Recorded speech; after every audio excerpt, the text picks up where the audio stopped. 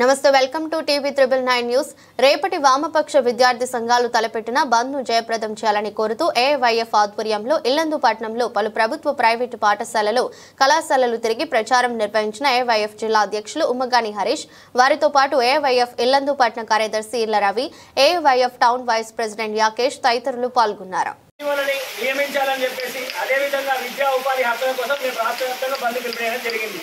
మీ ఇంట్లో కూడా క్లారిటీగా చెప్పండి. ప్రభుత్వ పాఠశాలలో మౌలిక వసతులు కల్పించాలని, అంటే బెంచీలు కానీ మన క్లాస్ రూమ్ లో ఫుల్ బెంచీలు, లైట్లు, వాటరు, ఒక మంచి భోజనం, టాయిలెట్ల సదుపాయం, స్కూల్కి కావాల్సిన అన్ని ఏర్పాట్లు కూడా పూర్తి స్థాయిలో రాష్ట్ర వ్యాప్తంగా ప్రభుత్వ పాఠశాలని ఆదర్శ పాఠశాలగా తీర్చిదిద్దాలని చెప్పేసి మనం ఈ యొక్క బంద్ చేపడతా ఉన్నాం. అందుకని మీరందరూ కూడా మా ప్రభుత్వ స్కూళ్ళల్లో మంచి సౌకర్యాలను ఏర్పాటు చేయాలని చెప్పేసి ఈ బంద్ చేస్తున్నారు అన్నయ్య వాళ్ళు.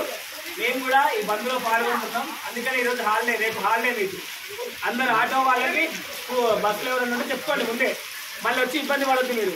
ఎందుకంటే మేము అక్కడ ఉదయం 8:30కే ఇక్కడ ఉంటాం, లోపలికి రానియం. స్కూల్ మీకు సార్లు ఎవరు కూడా చెప్పరు, ఎందుకంటే మేము వచ్చేది కూడా లేట్ అయింది.